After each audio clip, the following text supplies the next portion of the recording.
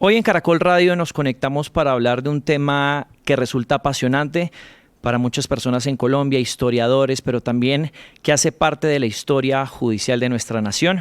Tiene que ver con los archivos del DAS, el Departamento Administrativo de Seguridad, y una decisión que tomó el presidente Gustavo Petro el pasado mes de diciembre, y es de desclasificar estos archivos y que sean abiertos al público y que tanto las víctimas como la ciudadanía puedan consultar qué fue lo que pasó en Colombia durante esa época de terror en donde hubo seguimientos a líderes sociales, políticos, periodistas, entre otros. Para hablar de este tema se conecta con nosotros el director del Archivo General de la Nación, el doctor Francisco Javier Flores, quien es historiador de diferentes universidades, especialmente en Cartagena, pero también tiene posgrados en los Estados Unidos. Director, gracias por estar con nosotros en Caracol Radio. Muchísimas gracias, Juan Esteban, por la invitación a tu programa y a conversar sobre un tema de gran interés para la nación y también para el exterior, como es lo relativo a los archivos de derechos humanos que gestiona el Archivo General de la Nación, en particular el que tiene que ver con el fondo del extinto DAS. La desclasificación de los archivos del DAS, director, cerca de 57.000 cajas que han estado en poder de diferentes autoridades judiciales, la Fiscalía, la JEP, también el Archivo General de la Nación. El presidente Gustavo Petro da la orden el pasado mes de diciembre. Pero me nace la siguiente pregunta. Han pasado cerca de 4 meses y aún no conocemos ese primer expediente, ese primer paquete de documentos. ¿Qué está pasando? Bueno, para poner esto en perspectiva, creo que es clave hablar de cómo ha sido este proceso que condujo a la desclasificación de los archivos de inteligencia, contrainteligencia y gastos reservados. Como bien se sabe, el archivo recibe el fondo del extinto DAS en el año 2014. De 2014 a 2023 prácticamente es poco lo que se avanza en procesos de intervención del fondo del extinto DAS. Al contrario, en el año 2018 hubo rumores de una supuesta pérdida de información. Finalmente no hubo ninguna denuncia al respecto. Y entonces lo que hace el gobierno nacional es convocar a sus distintas entidades, particularmente aquellas relativas a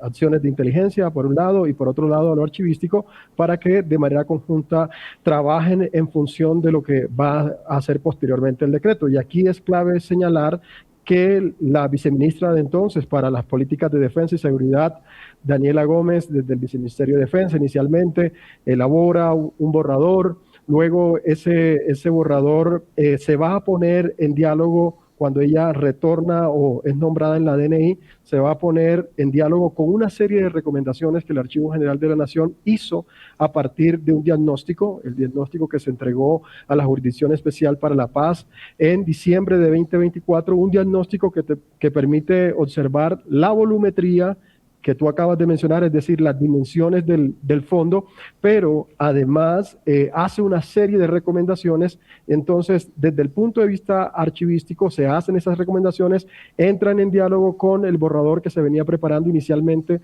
desde el Viceministerio de Defensa, que luego sale de la Dirección Nacional de Inteligencia, y es lo que le da forma al decreto. Entonces, en términos precisos,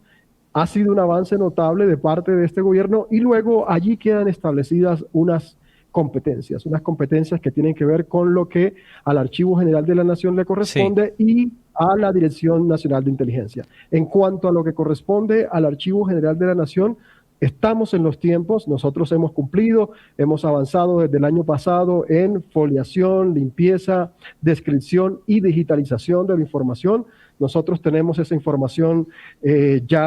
parte de la información descrita, digitalizada, presta para cumplir con los tiempos establecidos en el decreto 1400 del 2025, y a su vez la Dirección Nacional de Inteligencia también ha ido avanzando en la implementación del decreto. Tendrás que tener en cuenta, para que observes un poco la dimensión, que esta es una experiencia inédita, y en tanto es inédita, tal cual como lo establece el decreto, hay que hacer una serie de protocolos, una serie de lineamientos, y en particular a la Dirección Nacional de Inteligencia, que le corresponde hacer el tema de anonimización, pues ellos trabajaron a comienzos de este año. El decreto salió el 22 de diciembre, entre enero y febrero trabajaron de manera intensa en la elaboración de los lineamientos de anonimización. Estos procesos, sabes tú también, tienen que ser compartidos con la ciudadanía, se sometieron a observaciones, valoraciones de la ciudadanía, y ya la DNI está en el proceso pues, de responder tales observaciones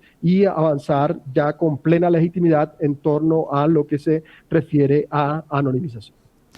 Sí, ya vamos a hablar más adelante de la anonimización, que es supremamente interesante, pero siendo usted el director del Archivo General de la Nación y también un historiador, me nace una pregunta fundamental, y es que nos quede claro a todos los colombianos que hemos esta entrevista, ¿cuál es la importancia real como historiador de la desclasificación de estos archivos? Sí, es fundamental para el país tener claro inicialmente el concepto, porque creo que hay no es tan claro para la ciudadanía. Como se trata de una experiencia inédita, es poco lo que desde el sentido común se entiende y se conoce como desclasificación. Y lo que se está haciendo es un proceso, la desclasificación es un proceso administrativo, legal, mediante el cual se levanta el carácter reservado, secreto o confidencial de documentos gubernamentales o de inteligencia, haciéndolos accesibles al público. En Colombia, para que la ciudadanía lo tenga claro, esta potestad es exclusiva del señor presidente de la República, conforme está establecido en la normatividad colombiana, particularmente en la ley 1621 de 2013. Entonces, ¿por qué es clave y por qué es fundamental esto que estamos haciendo, particularmente en el tema del DAS? Porque, como bien ha sido registrado por la prensa, también ha sido consignado en sentencias judiciales a nivel nacional, algunas sentencias de la Corte Interamericana de Derechos Humanos, es sabido que hubo un periodo en específico o varios periodos en los que, infortunadamente, el extinto DAS incurrió en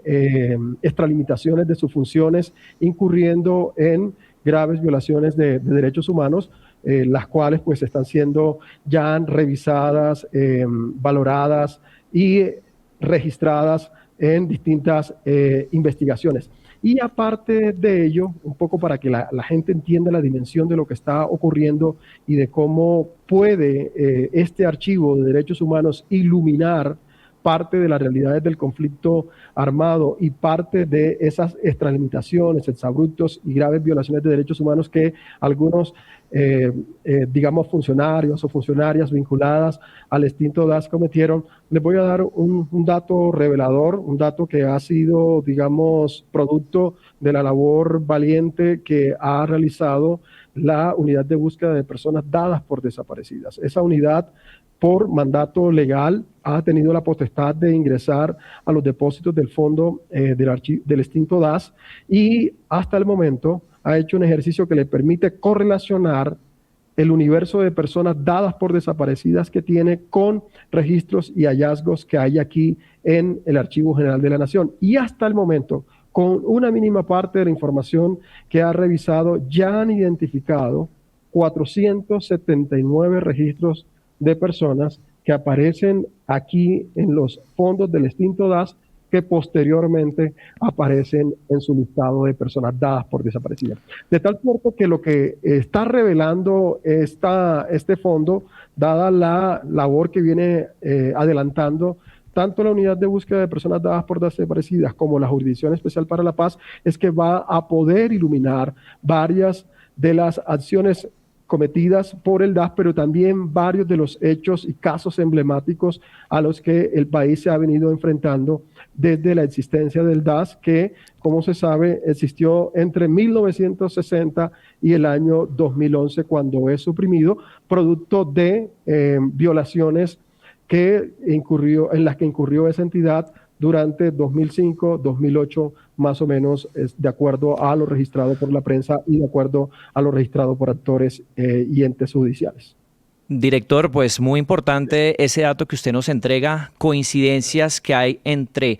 los archivos del extinto DAS y la información que tiene la unidad de búsqueda de personas dadas por desaparecidas. 479, le entiendo bien que es la cifra, y precisamente quiero llegar ahí, y es a ese proceso de anonimización que tendrá que dirigir de alguna forma la Dirección Nacional de Inteligencia. Hablamos al inicio de esta entrevista que el DAS fue mal utilizado para perseguir a líderes sindicales, sociales, periodistas, políticos, quizás el caso que más nos toca a los periodistas es el de Jaime Garzón, entre muchos otros, pero es ese aspecto de la anonimización que a mí me genera muchas dudas, y es que este es un proceso en donde de alguna forma se termina ocultando la identidad de muchas personas que participaron de este conflicto, y quisiera que sea usted quien nos explique exactamente qué es la anonimización y si de alguna forma se corre el riesgo de que las verdades se conozcan a medias.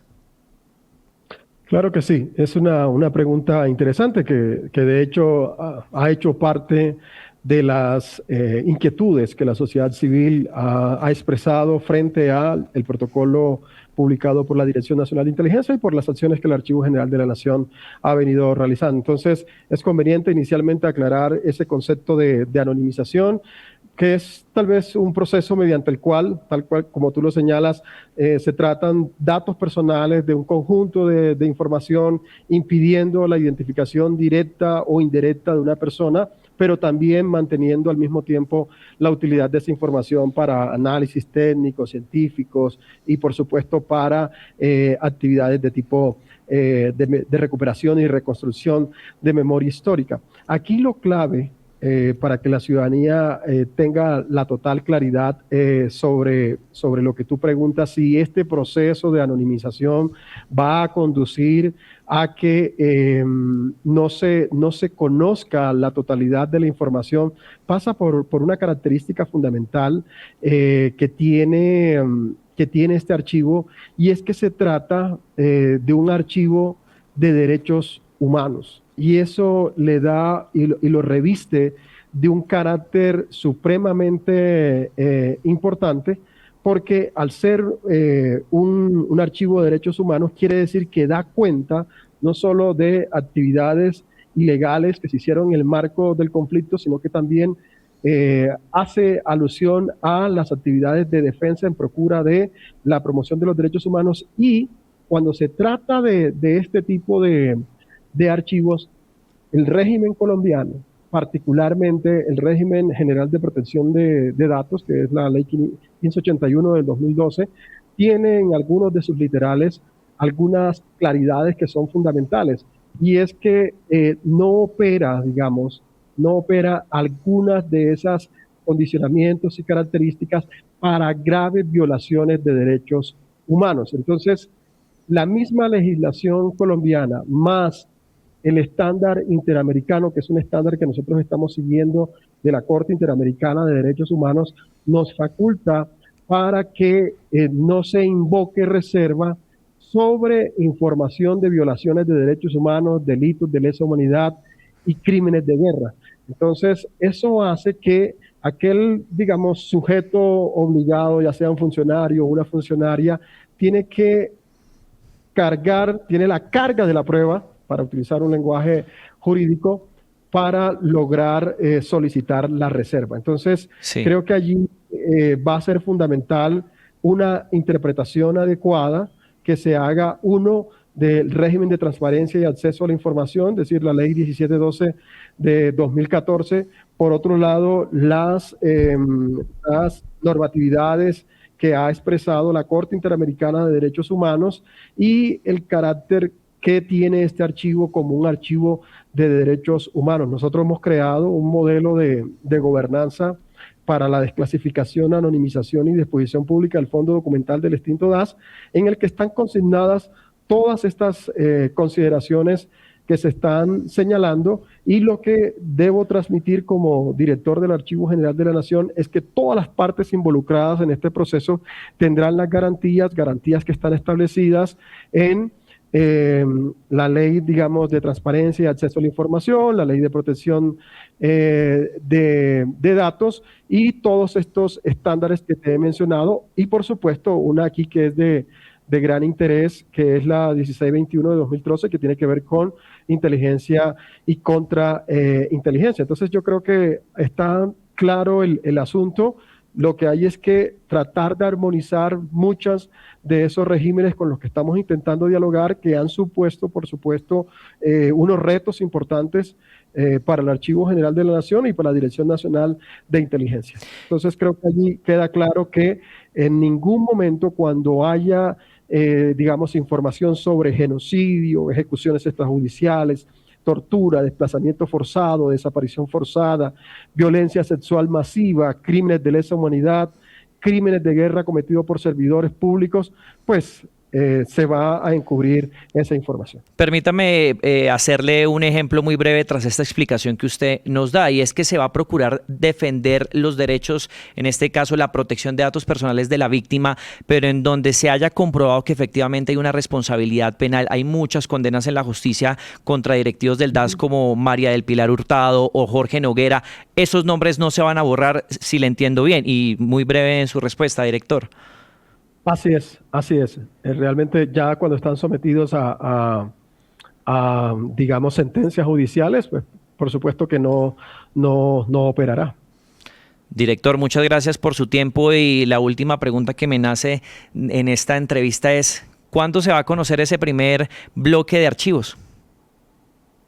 Ok, es una pregunta que tiene que ver con los ritmos, con los tiempos que tenemos establecidos. Lo que le puedo asegurar es que antes del 7 de agosto va a haber información desclasificada, publicada en la página del Archivo General de la Nación. Bueno, pues es el director del Archivo General de la Nación, el doctor Francisco Javier Flores, que nos informa que antes de que termine este gobierno, el 7 de agosto, pues se tendría que estar publicando ese primer bloque de documentos del extinto DAS en las páginas que ordena este decreto, que por supuesto tendrá que ser en la Dirección Nacional de Inteligencia, pero también en el Archivo General de la Nación, en donde reposa la verdad de todo el país. Director, muchas gracias. No, muchísimas gracias a usted por la entrevista, y es un placer compartir con el país los avances que venimos realizando en la implementación del decreto 1400 de 2025 sobre desclasificación de archivos de inteligencia y contrainteligencia del extinto DAS.